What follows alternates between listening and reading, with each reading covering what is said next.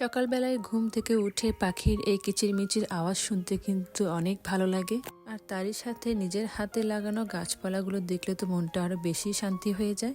আসসালামু আলাইকুম সবাইকে, কেমন আছেন সবাই? আশা করছি সবাই অনেক ভালো আছেন। প্রত্যেকদিন সকালে ঘুম থেকে উঠে আমি যদি এক নজরে গাছপালাগুলো একবার না দেখি তাহলে যেন আমার মনটাই ভালো লাগে না। আসলে গাছপালা যারা লাগায় তারা মনে হয় এরকম ভাবে গাছের মায়ায় পড়ে যায়। আমার বাসার চারপাশে যে পুঁইশাকের গাছগুলো লাগিয়েছিলাম সেগুলো মাশাআল্লাহ বেশ ভালোই ফলন দিচ্ছে। কিছুদিন পরপরই যখন পুঁইশাকের পাতাগুলো বেশ বড় হয়ে যায় এবং এর যে ডাটাগুলো আছে সেগুলোও বেশ বড় হয়ে যায়, তো আমি কিছুদিন পরপরই এরকম ছাঁটাই করে দিই। পাতাগুলো বেশ কিছু পাতা কেটে নিয়ে যাই এবং এর যে ডাটাগুলো আছে সেগুলো উপর থেকে কিছু কিছু করে কেটে নিয়ে যাই। আজকে পুঁইশাক খেতে বেশ ইচ্ছে করছিল দুপুরে, সেজন্য এখান থেকে আমার বাসার চারপাশে যতগুলো পুঁইশাকের চারা লাগিয়েছি সবগুলো থেকে আমি অল্প অল্প করে ডাটা এবং পাতা নিচ থেকে উপর থেকে বেশ কিছু পরিমাণে কেটে নিয়ে যাই রান্না করার উদ্দেশ্যে। আসলে নিজের হাতের লাগানো শাকসবজিগুলো যখন সুন্দরভাবে বেড়ে ওঠে তখন সেখান থেকে নিজ হাতে সবজিগুলোকে কেটে নেওয়া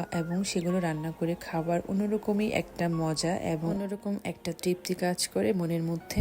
আর বিশেষ করে পুঁই শাকের ক্ষেত্রে একটা ব্যাপার হচ্ছে, পুঁই শাক আপনি যতই কাটবেন উপরের ডগা পাতা যতই আপনি কেটে দিবেন ততই নতুনভাবে আবার নতুন করে পাতা বের হওয়া শুরু করে, নতুন নতুন শাখা প্রশাখা বের হতে শুরু করে। আপনারা কারা কারা এরকম বাসা বাড়ির আশপাশে ছোটখাটো পরিসরে গাছপালা লাগাতে পছন্দ করেন? আমি যদিও আগে এতটা বেশি আগ্রহী ছিলাম না গাছপালার ক্ষেত্রে, কিন্তু এখন যত দিন যাচ্ছে যত গাছপালা লাগাই ততই মনে হয় যেন গাছের প্রতি একটা ইন্টারেস্ট বাড়তেই থাকে। আসলে গাছপালা লাগানো পছন্দ করা বা সবুজ প্রকৃতি ভালোবাসা কিন্তু অন্যরকম একটা পজিটিভিটি কাজ করে সবার মধ্যে। আজকের জন্য এই তো বেশ কিছু পুঁইশাকের পাতা সহ ডাটা সহ কেটে নিয়েছি রান্না করার জন্য। সবাইকে ভিডিওটা দেখার জন্য অসংখ্য ধন্যবাদ এবং সবাই বেশি বেশি করে গাছ লাগাবেন। আল্লাহ হাফেজ।